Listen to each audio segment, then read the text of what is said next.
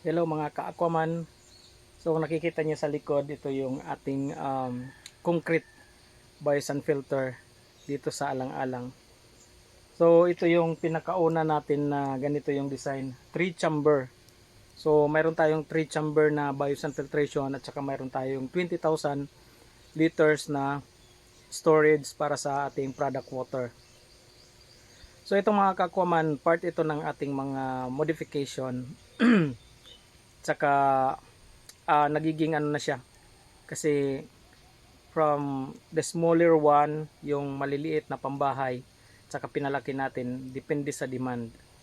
So itong mga kakwaman, originally natin na design yung mga ganitong ano. So papasalamat tayo doon sa ating mga nagtitiwala, dahil parang tayo lang ang last option na mayroon para maging malinis ang tubig nila. So ang proseso na ito mga kakoman, yung na-provide natin dito is ano lang, consultancy at saka technical installation. So sila lahat yung magpa-process ng mga buhangin, yung mga gagamitin natin from sand production, separating gravel, at saka yung under drain gravel, yung mga materials na gagamitin natin, sila din yung bumili. Tapos yung gumawa ng platform na ito. So almost ano to, uh, 7 meters ang taas niya, tapos papunta doon mga 6 meters. So estimated 20,000 liters na product water yung may store dito. So nandito naman sa likod ko, nandito yung ating 3 chamber na biosan filtration na mayroon siyang kalakihan na 120 cm, uh, 120 by 120 cm yung lapad niya. So tatlo. So yun ang ating nakita na makakaproduce sila ng enough water para sa kanilang sa kanilang compound. So yung status ng ano nila, yung tubig nila dito, mataas talaga yung iron, or makalawang talaga yung tubig nila. So nakatatlong ano na sila, isa ito sa mga source itong ano nila. So source na ito, kung makikita nyo yung iron dito, mataas talaga yung iron. So lahat ng mga source nila dito, parang apat yata to, lahat ng mga tubig na lumalabas malabo talaga siya, saka mataas yung kalawang. So ito lang kasi yung solusyon mga ka-Aquaman, ang biosan filtration. Almost 90% ang kanyang iron kaya nang tanggalin. So hindi naman totally, pero na-eliminate talaga niya, at saka maganda yung resulta. So ganun pa din yung process natin. After 30 days, ano pa din natin ito, i-monitor para makita natin kung effective yung ginawa natin na filtration. Pero so far, almost 98% mga ganyan, very effective yung ating mga ginagawa. So isa ito sa mga request din ng client natin na tulungan sila sa kanilang tubig, para yung mga manok kasi dito mga ka-Aquaman, parang may farm sila dito na kasi yung inumin ng manok dapat natural lang, walang mga chemical, walang chlorine na mainom ng mga manok, at saka hindi rin makalawang yung tubig na ininom nila, at saka yung paglinis, nagiyilo yung mga ano nila, mga tiles. So yung sinuggest natin, gawa tayo ng ganito na concrete biosan filtration. So yun, ipakita ko sa inyo yung mga ginawa na mga materials. So kanina nag-start na ako ng plumbing. Actually parang tayo din yung nag-plumbing, kasi wala silang plumber na nandito. So schedule ko na ito mga ka-Aquaman para magawa na ito, kasi medyo matagal-tagal na ito, matagal yung paggawa ng concrete box spray filter na ito na structure. Matagal-tagal yan, kasi nagkaroon sila ng waterproofing para test hindi kung ano yung tubig mag leak. So make sure ng ating architect dito sa area na to na lahat ay talagang naka-sealed.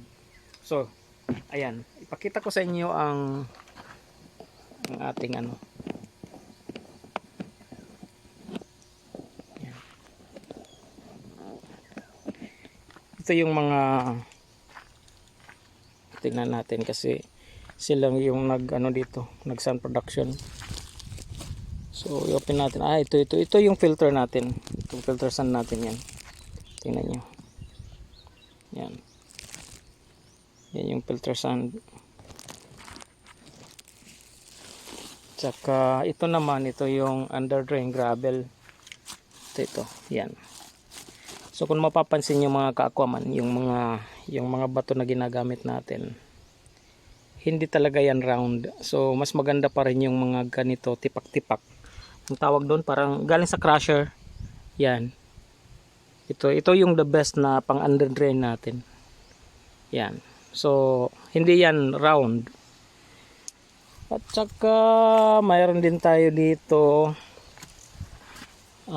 separating. Alam ko lang kung nasaan. Ito pa insan po. So ito yung legendary na ano natin, na yung legendary na screen natin. Ayan. Kadami na ng mga inano nila. Madami na yung ginawa nila. Nakaipon na talaga sila. So ayan. Itong isa na to. Ayan. Ayan. Yan, ito yung ating separating gravel din. Tingnan mo yung ano mga ka-aquaman, yung kanyang sizes. Hindi siya round, kundi medyo parang galing sa crusher. Saka sa side na to, nandito naman yung ano natin. Yan, tingnan nyo. Yung separating sand natin, ito. Yan, very specific yung mga materials na ginagamit natin mga ka-aquaman. So ayan, ito lahat. Ito lahat na prepare nila, ganyan. So yan ang naipon nila. Talagang almost 1 week yung pag ano nila nito ng sand para lang makakompleto sila.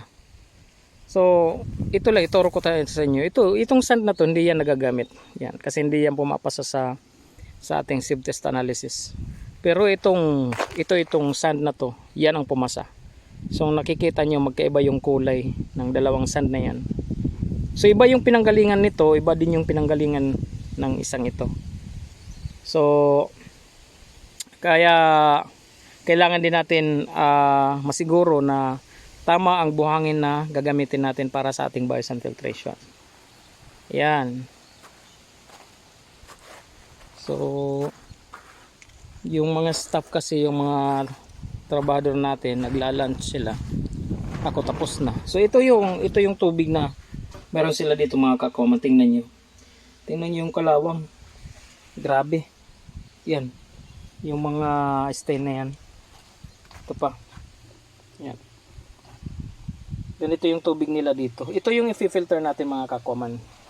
So mayroon pang isa dito. Bago lang ito. Yan. Tingnan nyo. Wala silang ibang choice na tubig kundi ito lang. So kaya i-filter natin ito. And then kung nakikita nyo yung structure, ito yung kabuuan. Yan, dito sa side. Yan, dito sa side niyan. At saka yung storage natin ng raw water nandun sa taas. Yung stainless na yan, dyan lahat pumupunta yung tubig na galing sa source. Ayan, yan. Tsaka by gravity yan na ipapasa dito sa likod.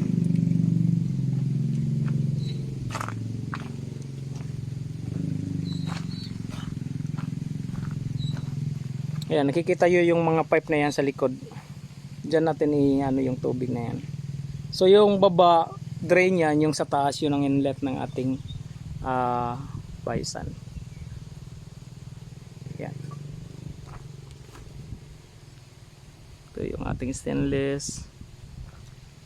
Saka akyat tayo mga ka-aquaman.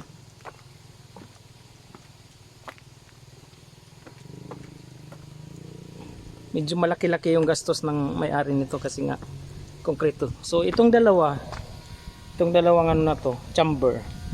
Hinati kasi natin ito. Ito yung storage 1 ng product water, ito yung storage 2 ng product water. So dalawa yan. Malapad. Ayan. Kasya yung 20,000 liter na tubig. Kasi yung biosan natin mga kakuha, pro-produce yan ng at least 20,000 estimate natin ng malinis na tubig every day. So ito na yung mga under drain natin. Ako lang yung gumawa niyan.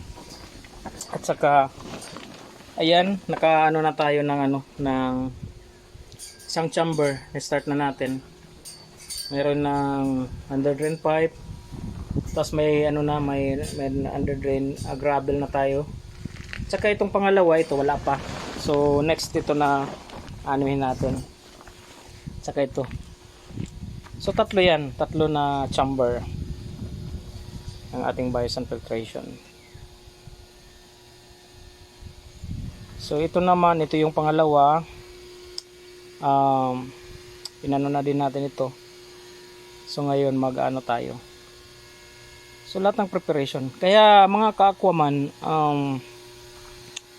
kung mapapansin nyo, hindi talaga ako sumasagot sa mga tanong nyo. Paano gawin? Ituturo ko pa daw.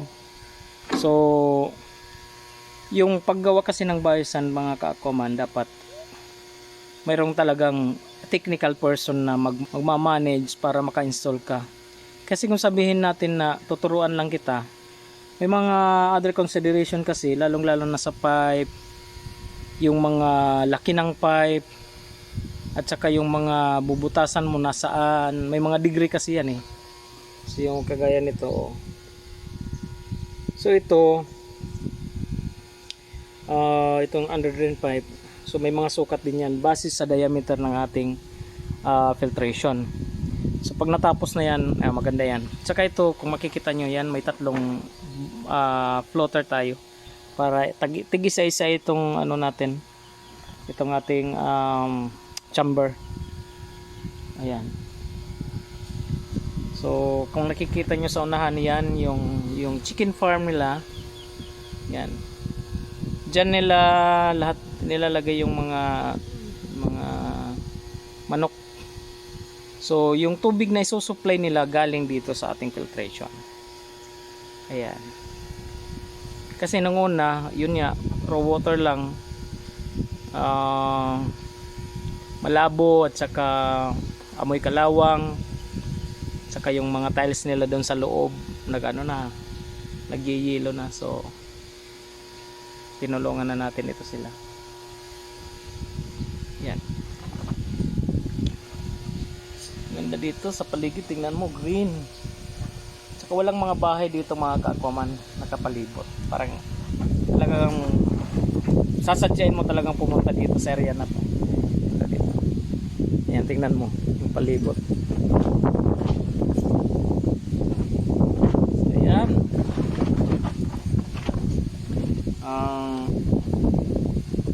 Sinupuin tayo. Ayan, so tayo mismo yung magpla-plumbing. Kasi first ito na ganito yung design. Yung una, yung ginawa natin sa street light, iba rin yun, parang hinati lang sila. Tsaka dalawa yung chamber niya, pero hindi ganito kalaki. So maliit yun, pero nagpo-produce siya ng almost 10,000 liter a day na malinis na tubig. Tsaka pinatest nila yung tubig, pumasa sa bacterial.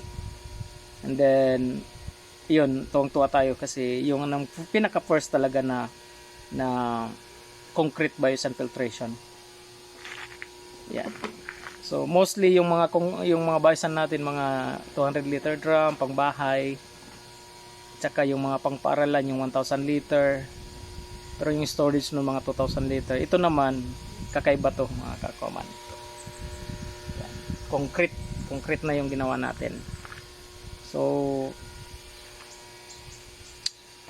patuloy lang kayo na sumuporta sa ating page. Dami pa nyong matututunan dito. Saka kung kayo ay nagre-request ng mga lalayong lugar, hoping lang makapunta tayo dun sa inyo. Depende yan sa ano, kasi mahal yung ano travel cost ngayon. So medyo ano, pero next month mayroon tayong travel pa Catanduanes. Babalik tayo dun sa Paralan naman. So yan mga kakoman, maraming salamat sa suporta nyo. Like and share na lang para at least mapanood nila na mayroon palang ganitong klase na filtration na pwede palang masolusyonan yung mga problema natin sa tubig. Lalong lalo na ngayon mga kakoman, kasi mainit. Pag mainit kasi, bumababa yung water table, tsaka yung nangyayari sa tubig natin, yung quality medyo ano, hindi siya normal. Minsan mataas yung kalawang kasi nga doon bumababa yung tubig, tsaka na ano na yung sa ilalim. Malaking epekto din pag ganyan. Kung maulan naman, siyempre malabo yung tubig, taas yung content ng bacterial. So yun, kailangan talaga natin ng filtration. At wag kayong basta-basta magpapagawa pag wala pang magtanong-tanong muna kayo sa mga may mga idea. Thank you po. You know.